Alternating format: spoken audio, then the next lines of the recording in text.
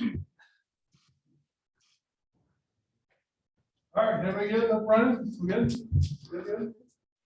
All right, Bob, get started. Yeah. Well, we saw Mike's mentioned, Nick had his finger taped up. I guess how's he doing? Is he okay for the tour? Yeah, I think with Nick right now, it's just day by day. He'll go back to the doctor on Friday. And sorry, that's me. Please don't find me. He'll go back to the doctor Friday, get reevaluated, and might play, might not. We'll just see with the doctor. And then obviously before we play a game, we still have some days. So just have to see how the swelling is, and that'll be up to Nick, the doctor, and Matt. I guess which day did he hurt it, and what happened? He heard it 2 days ago. Yeah. And so is Ricky Council's birthday today? Ricky Council's birthday. My keen reporting instincts kicked in when you guys were singing happy birthday. Some of the guys said last week, I think it was Nick that said, man, I thought I was an athlete till I saw Ricky. What do you think about Ricky's athleticism? And I guess he slapped the backboard. We noticed that in practice last week and bent the rim, but I guess it retracts back. Just what do you think about his athleticism, what he can do around the rim? Yeah, no, Ricky's a great athlete. He adds a dimension to our transition break as a three-man that can make a feet set three and can also catch and finish lobs. He's a good basket cutter. He's a high volume free throw attempt player. Defensively, we want him to continue to improve and evolve because he has the tools to be a really, really good defender. But athletically, he'll be, in the top percentile of our league for sure. And our league's as athletic as any league in the country, probably the most athletic league in the country. So you're talking about one of the best athletes across the board collegiately right now. I guess when you were scouting him, watching him on tape, did you realize, did he show that kind of athleticism at Wichita? And how attractive was that to you to say, hey, we want a guy who's that athletic? Yeah, we saw the athleticism for sure. Obviously we had Trey Wade to bounce ideas off of how we could use him, how Trey felt that he would fit in here. But from an evaluation standpoint, I think you could see the ability to draw free throws attempted and the quick first step off the bounce and the finishing ability in transition. Plus 2 practices now, the intensity seems really high in what you guys are doing. Is that typical for July spilling into August? Is it mainly because of this extra time and games coming up, or? No, I think, Kevin, if you guys were able to come into any practice, I mean, today was probably a 6 on a 10 for a normal. We do, even when we're in our normal 4 hours prior to preparation for this, we practice. Our goal is to have everything in by September 1, and then go back in September and October and clean things up and maybe add a little bit. But right now we have 3 press breaks. We have, I think, 5 zone offensive sets in. We have, I think, 19 to 20 half court sets, 7 baseline out of bounds plays, 3 different ways to defend the pick and roll. So we have a lot in it. Doesn't mean that we won't be sloppy with our execution. But when we come back in September, we're not going to have to slow down to teach.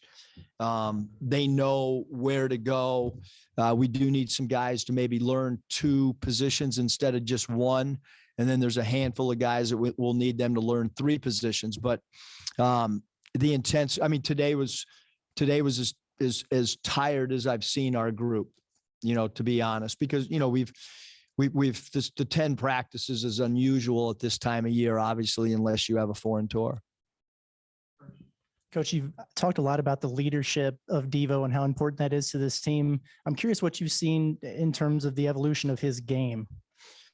Yeah, Devo's, right now he's a guy that, a big word is like, who are you going to trust in a game? And he's earned our trust. Obviously, the role that he had as a freshman on an Elite 8 team, his role increased as the stakes rose. I think about the steal that he had at Kentucky and some of the stuff that he did as a freshman down the last 15 games of the season and a really good sophomore year. And I know that he's one of the most experienced players in the SEC. Doesn't really matter what he does in the 4 games in Italy and Spain. I mean, he's the one guy that I have a really good comfort zone for who he is as a player. And certainly with all of our guys, we expect them to improve across the board. He's been putting in extra time shooting, needs to continue to improve as a shooter for sure. In terms of the newcomers that you have you seen anybody emerge alongside of him, maybe as a voice or a tone setter in practice? Yeah, I mean, I think that, each player kind of brings his own uniqueness to the team. Like Brazil is not an overly outward talker, but he does a great job of, if another player is playing the 4-5, just kind of on the sideline, buddy coaching, kind of in his own manner of delivery.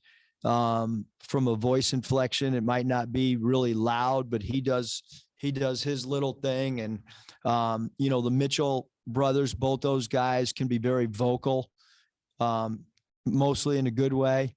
But those 2 guys have an outward personality that's been really good. And Dunning, for a freshman, talks a lot. And obviously, Nick Smith is a really, really vocal guy. I lost track of the number of push-ups you did today, but is that something you've always done as a coach? And what's the purpose behind that? Yeah, well, I mean, with that perfect free throw, anytime we miss 2 in a row, we do push-ups. And my dad would do it, so I guess I took it off him. It was either planks or push-ups or sit-ups. My dad's thing was, the minute you can't demonstrate, get out of coaching. I'm not sure everybody buys into that, but that's the roof that I grew up under. So if our players are going to do push-ups, I should probably be able to, although was a little worried after that was a few extra push-ups than normal. And I was worried about my workman's comp and my left shoulder, whether that rotator cuff was going to pop back out or not. Seen you guys, I guess, get in huddles like a football team and break huddles like a football team. I guess just why did you guys implement that? And I guess, did you kind of take that from visiting with some teams in the offseason? Or I guess just kind of what's the genesis of that? Yeah, just, I was fortunate enough to spend a few days with the Carolina Panthers and got to speak at their retreat. They had a coaches retreat with their general manager and Matt Rule and their entire coaching staff. Really cool to be invited to that and to be able to, be a part of it and sit and listen to them in their discussions on leadership, on their discussions on how they wanted to conduct training camp. Got to sit in on their first meetings. I sat in, and took some things away. And one of the things I took away was the togetherness of a football team, especially in their individual breakout rooms. And just felt like, that was something new that we wanted to add that we've never done. Because we all know that, in a game, some guy might not be happy with his role or shots or whatever. And I thought the huddle ready break kind of adds a little bit of togetherness that you don't splinter. Never seen a basketball team do it, but we'll be doing it all year, hopefully. In games, I plan on doing it in games. Somebody strays, I don't know what the disciplinary actions will be, but I do like that. And secondly, just what have your impressions been lately of Jalen Graham, and just maybe what may you want to see more from him? Just which areas? Yeah, I mean, Jalen's a really good offensive player around the basket. The pace of practice, he has not missed anything. So that is maybe a change for him based on what he told us, maybe what his off seasons have been like in his prior years in college. His participation's been 100%. So that alone is a step in the right direction. We want to continue to for him to understand the pace of our culture. But he was one of the first guys to pass his mile time. And like I said, he's not been kicked out of practice. He passed his mile. He doesn't have we put our depth chart up the other day of the names in green were go guys, meaning you're still alive to start in the first game. And the guys that weren't in green, their names, those were guys that self-eliminated themselves from being rewarded a start. And we're still running the mile. Some of the guys still haven't passed. Ricky Council did pass today. So that's one less guy that has to run that thing. But yeah, we envision him being a guy that we can throw the ball to on the elbow, mid post, and deep posts, and use him as an offensive threat because that's really his strength. He's pretty comfortable out on the floor too with dribble handoffs, and he's really good at faking DHOs and keeping it. Has a really good offensive spin move as well. Maybe he says, and I missed it, but with Nick, is it like a sprained finger or like a little hairline thing or what? You know what it is? I just know he's day to day, and medically it's not a break. It's at one point it was like a ligament, and then with further testing, it's basically a deep bone bruise is what it is now. And our doctors were great. I mean, they X-ray, MRI, and as they gathered more information, it was just a deep bone bruise. I guess you're doing so good. I forgot to ask you about your shoulder. I didn't even think about it when you're out there doing all those push-ups. So is the shoulder feeling 100%? I will say that last week, I had Dave Rich strap my body with the bungee cord type things, the big, thick rubber bands. And I tried to do one push-up. So I've made incredible strides, Bob, in the last week. I think that must have been about 100. Somebody said 90. It was So 10. close. It was a lot of tens. And then, hey, a lot of these foreign teams, are these like older guy teams, do you know, or late 20s, 30s? And We might have to have a press conference with Riley Hall. yeah. Because I didn't schedule. I just told him, hey, this is where we want to go and get us as many games as you possibly can. Most teams only play 3 games. 4 games is one less than I would have wanted. At Nevada, we played 5, but it'll be good. It'll allow us to do some stuff that maybe we hadn't originally planned. One of the days now we got an opportunity to maybe go to Switzerland real quick. But it would be on the day of the game, but it would allow us another country for our guys to visit. So not many programs can do a foreign tour in this short a time and be able to go to 3 different countries. But I don't know who we play. Ricky, did you like him slapping the backboard? Maybe that's allowed in FIBA, and just how's he doing as an older guy? How's he doing from like a leadership standpoint? Would you say? Yeah, I think he's I think for most of our new guys, it's like, all right, there's a lot of sets coming at us, a lot of defensive schemes, so it's a little bit harder for some of those guys to be real verbal at this juncture. Now, once we get back in September, I hope that through the 4 games of video that we'll be able to send to our guys and talk through that all the new guys will be a little bit more vocal. But right now, Ricky, as well as almost all of them, kind of leadership through effort, I guess is the best way of saying it. Is he a good leader that way? Yeah, he goes really hard. He attacks the rim when we go live, doesn't take plays off. Offense is a little bit ahead of his defense right now. But he should be a really good defender with his athleticism and his length. How would you assess what you've seen from Ford, Pinion, and Dunning so far this summer? Is there anything in particular that stands out about those 3 or maybe an area of growth that you've seen from them so far? Yeah, I think all 3 of those guys, I think that they're no different than most freshmen. They're going to have ups and downs, and we have a really good team. Like, there's no doubt we have a really, really talented team. We have a really deep team. And so they're probably trying to figure out their way. I mean, they've been a part of college basketball for all of 9.5 weeks. So that's not very long. It would be very unfair to look at the 9.5 weeks with the way we do things, which is we do not go live very often at all. We do a lot of drills, a lot of football stations, 3-man stations, 4-man stations. They rotate. So I think that, we'll go through these 4 games, Curtis, and then get to, but I had Barry Dunning's, he's had some practices where I thought he was as good as anybody that we had out there. Very interesting with our former players that have come in and played pickup ball. Isaiah, Jimmy Witt, Mason, I think, and Dusty. Maybe not all of them, but they've all brought up that they liked playing with Barry. It was very, very interesting. He moved the ball. Joseph can really shoot the ball.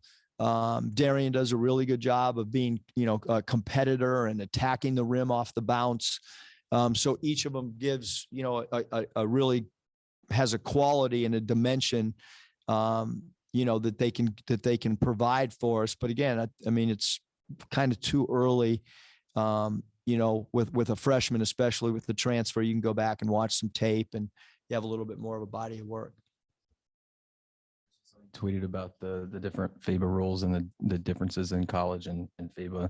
How have the guys adapted well to that? And I'm curious too, with like the shorter shot clock and the shorter time you have to get the ball across half court, if there's like a sample there where you can maybe analyze whether you guys playing a little bit quicker might be able to carry over maybe regular season.